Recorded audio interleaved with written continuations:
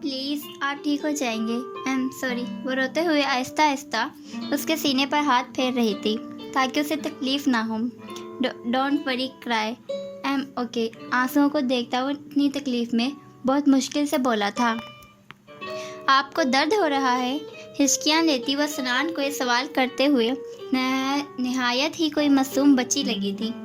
एक गहरा सांस भरते हुए बस नफ़ी में सर हिला पाया और नाम आँखों से उसे देखने लगा, जिसका दायां हाथ अभी तक उसके सीने पर आहिस्ता आहिस्ता चल रहा था। सनान के चेहरे पर एकदम तकलीफ के आसार उभरे थे। आह मम्मा! वो दर्द से कराते हुए अचानक अपना हाथ सनाया के हाथ के ऊपर रख गया। सनाया ने चौंक कर उसके सीने पर पड़े अपने हाथ पर उसके हाथ की सट होती गिरफ्त को देखा। वो आंखें मीचे हुए अपने तलफ़्फ़ुज़ बहाल करने की कोशिश कर रहा था। सनाया को साफ महसूस हो रहा था कि सनान सांस लेने में प्रॉब्लम हो रही थी उसको। वो जल्दी से उसके हाथ के नीचे से अपना हाथ निकालती परेशान सी इधर उधर देखने लगी। याले, सनाया को ज़्यादा तकलीफ में देख कर वो चिल्लाई थी। भाई जल्दी से अंदर आती याले उसके पास आते हुए बोली। उसे देख सनाया सनान के पास से खड़ी हुई तो याले उसकी छोटी जगह पर बैठी। भाई ये आपकी दवाई, ये खा लें फिर ठीक हो जाएंगे आप, याले ने कहते हुए इसे कंधे से पकड़कर सहारा देते हुए बेड क्राउन से टेक लगवाकर बिठाया और कोई 2 से 3 गोलियां सनान के मुंह में डाली। सनाया ने जल्दी से आगे बढ़कर साइड टेबल पर पड़ा पानी का गिलास याले को थमाया, जिसे वो लेती सनान के लबों से लगा गई थी। गोलियां निगलती हुए धीरे धीरे मध्यम से सांस लेने लगा और अपनी सुर्ख भूरी आंखों को खोलकर याले और फिर उसके पीछे खड़ी सनाया को देखा। दोनों के चेहरे पर वाजिया परेशानी और खौफ था, पर गले में इतनी जलन सी थी कि वो कुछ बोल नहीं पा रहा था। उसने बस मध्यम मुस्कुराहट के साथ आंखों के इशारे से उन दोनों को तसल्ली दी और आंखें बंद करता लेट किया। वो नींद में बड़बड़ा रहा था और उसके पास बैठी याले उसके बालों में हाथ चिल्लाती चंद मिनट के वक्फे से बार बार होती उसकी बड़बड़ाहट सुन रही थी, जिसमें वो कभी मम्मा कहकर बुलाता तो कभी बाबा। खाला जानी और खालू जान कब आएंगे? सनाया ने बेचैनी से पूछा। आधा घंटा होने वाला था पर वो लोग अभी तक नहीं पहुंचे थे। बस आने वाले होंगे, याली एक नज़र उसे देखकर कहती वापस सनान के चेहरे को देखने लगी। तकरीबन 10 मिनट के बाद उन्हें गाड़ी के हॉर्न की आवाज़ सुनाई दी थी। तेज साख्ता उन दोनों ने शुक्र अदा किया। आफत बेगम और मिर्ज़ा साहब हड़बड़ी में परेशान से अंदर दाखिल हुए। सनान मेरे बच्चे, आफत बेगम भराए लहजे में कहती फौरन उसकी जाने पड़ी थी। याले उन दोनों के लिए जगह बनाती खुद बेड से खड़ी हो गई। सनान मेरा बेटा, मिर्ज़ा साहब उसके माथे पर शफ़क़त से लब रखते हुए बोले। वो नींद में था। अपने आसपास आवाज़ें सुनकर थोड़ा किस्म आया और धीरे से आंखों को खोला तो नज़रें पहले सामने की तरफ गईं जहां याले और सनाया खड़ी थी। फिर उसने अपने पास दाएं तरफ देखा जहां आफत बेगम बैठी परेशान सी उसे देख रही थी। उसके बाएं जानिब बैठे मिर्ज़ा साहब को देखा। मेरा बेटा क्या हो गया था? अब कैसी तबीयत है? डॉक्टर के पास चलें क्या? मिर्ज़ा साहब इज़्तिराबी कैफियत में सवाल करने लगे। I am okay dad, don't worry, वो मध्यम सा मुस्कुरा कर बोला। मेरी जान, इतनी लापरवाही कौन करता है? क्यों खाए थे बादाम? आफत बेगम उसे डपटते हुए अपने आंसू साफ करके बोली। सनाया अपनी जगह शर्मिंदा होकर गड़ों में गिर रही थी उन सबको परेशान और रोता हुआ देखकर। जान के नहीं खाए थे मम्मा जान, अब रोए तो नहीं ना प्लीज़, सनान ने धीरे धीरे कहते हुए आफत बेगम के हाथ को थामा। उन्होंने झुककर उसकी पेशानी को चूमा था। सनाया मेरे बच्चे परेशान मत हो, ठीक है सनान अब। मिर्ज़ा साहब की नज़र अचानक आंखों में नमी लिए परेशान सी सनाया पर गई तो प्यार से बोले। सॉरी खालू जान, मैंने जानबूझकर नहीं किया था, मैं भूल गई थी, प्लीज़ मुझे माफ़ कर दें। वो शर्मिंदगी से कहते हुए रो पड़ी थी। अरे मेरे बच्चे परेशान मत हो, सनान ठीक है अब, कोई बात नहीं, हम चाहते हैं आपने जानबूझकर नहीं किया, ऐसे रो मत और चलो जाओ शाबाश, जाकर रेस्ट करो, देखो रो रो कर क्या हालत कर ली है अपनी। मिर्ज़ा साहब प्यार से उसे समझाते हुए बोले। हाँ बेटा परेशान मत हो तुम, और जाओ तुम दोनों, हम हैं सनान के पास। اب کی بار آفت بیگم نے نرمی سے کہا تو وہ اپنے آنسو صاف کرتے ہوئے ایک آخری نگاہ ان سب کے بعد سنان پر ڈالتی کمرے سے باہر کی جانب بڑھ گئی۔ سنان کی نظریں تب تک اس پر تھیں جب تک وہ نظروں سے اوجھل نہ ہو گئی۔ یالے ابھی تک وہیں تھی۔ سنان نے نظروں کا زاویہ اب مرزا صاحب کی طرف کیا تھا۔ بابا، وہ مدھم آواز میں انہیں کہتا چپ ہو گیا۔ جی میرا بیٹا، کچھ چاہیے کیا؟ مرزا صاحب اس کی نظروں کا مفہوم سمجھتے ہوئے بولے۔ لالے اور آفت بیگم ان دونوں کی جانب متوجہ تھے۔ سنان نے دھیرے سے اس بات میں سر ہلایا۔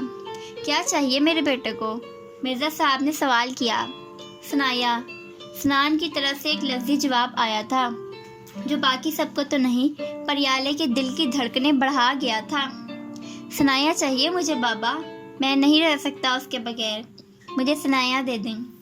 آپ بات کریں نا عامر انکل سے پلیز، بس ایک خواہش پوری کر دیں، ساری زندگی اور کچھ نہیں مانگوں گا آپ سے، پرومس، بس ایک آخری بار مجھے اسے لا دیں، مجھے سنایا چاہیے بابا پلیز، آئی وانٹ ہر، آئی لو ہر۔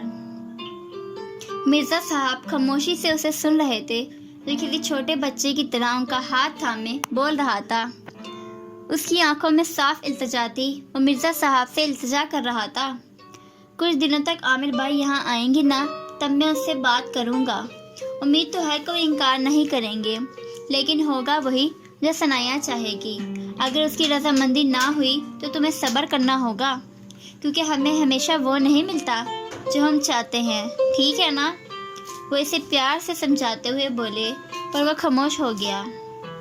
سنایا کو میں منا لوں گی، وہ تمہاری ہی دلہن بنے گی، تم پریشان مت ہو۔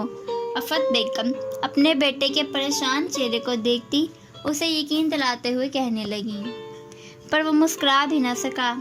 دل کو ایک عجیب سا دھڑکا لگا ہوا تھا، ایک ڈر تھا جو اسے محسوس ہو رہا تھا، شاید سنایا کو کھو دینے کا یا کچھ ایسا ہو جانے کا جو وہ چاہ کر بھی سوچ نہیں سکتا تھا۔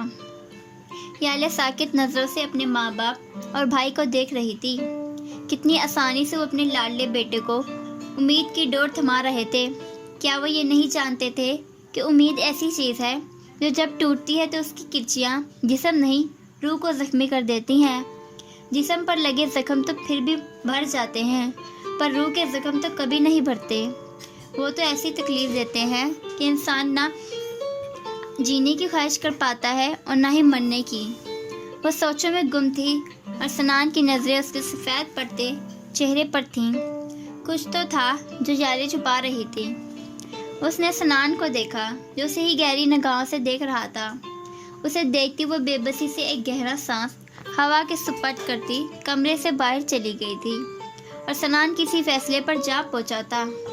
یا اللہ، میرے بھائی کے لیے آسانیاں پیدا فرما، اس کے حق میں جو بہتر ہے آپ وہ کر دیں۔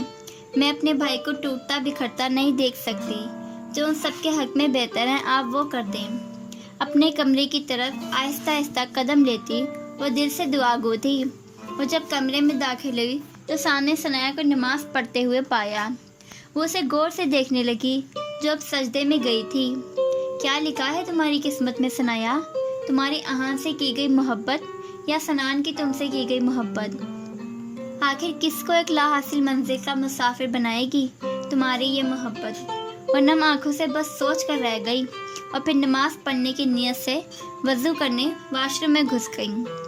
دیکھتے ہی دیکھتے آہان کے نکاح کے دن آ پہنچے تھے۔ اس واقعے کو 3 دن ہو چکے تھے۔ سنان اب ٹھیک تھا۔ ان دونوں تک سنایا سے اس کی کوئی بات چیت نہیں ہوئی تھی، کیونکہ سنایا سے اس کا زیادہ سامنا نہیں ہو پایا تھا۔ اس کی یہ وجہ تھی کہ ان 3 دنوں میں وہ اسے دیکھتے ہی بہانے سے کہیں غائب ہو جاتی تھی۔ شاید وہ ابھی تک شرمندہ تھی اور سنان کا سامنا نہیں کر پا رہی تھی۔ 2 دن بعد ارحان کا نکاح تھا اور آج سب ملتان آ رہے تھے۔ سنایا کی نظریں بار بار بھٹک کر دروازے کی جانب جا رہی تھیں، کیونکہ اس کے گھر والے آنے والے تھے۔ سنان پہلے ہی بس اسٹاپ پر پہنچ چکا تھا سب کو لینے۔ السلام علیکم بابا جان۔ سب جیسے ہی گھر میں داخل ہوئے، سنایا چہک کر کہتی عامر صاحب کے گلے سے جا لگی۔ وعلیکم السلام میرا بیٹا، کیسی ہے میری جان؟ वो शफ़क़त से उसके सर चूम कर बोले, मैं तो बिल्कुल ठीक। आप लोगों ने इतनी देर कर दी, मैं सुबह से इंतज़ार कर रही थी। बस बेटा, तैयारी करते करते देर हो गई, इसलिए लेट पहुँचे हैं, उन्होंने वजाहत की। मैं भी यही हूँ चुड़ैल, तुम तो भूल ही गई यहाँ आकर। पीछे भी किसी दोस्त को छोड़कर आई थी। आमिर साहब के उकब से हानिया की नाराज़गी भरी आवाज़ उभरी तो वह जल्दी से आमिर साहब से अलग होती पीछे खड़ी हानिया की जानिब बढ़ी। हाँ, ये क्या बात हुई भला? तुम कोई भूलने वाली चीज़ हो भला? सनाया उसके गले लगी। हाँ हाँ, पता है मुझे, उन्होंने उस बिकारती कहने लगी। बस कर दो यार, मुझे भी मिलने दो यार मेरी बहन से, तुम तो चिपक ही गई हो इससे, हमेशा की तरह अफनान ने उसे छेड़ते हुए कहा। आप तो बस हमेशा हलवे में नमक ही बने रहना।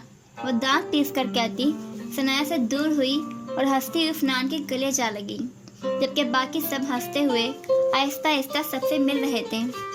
कैसी हैं आप आपी? अब वो सायरा भाभी से खुश दिली से मिल रही थी।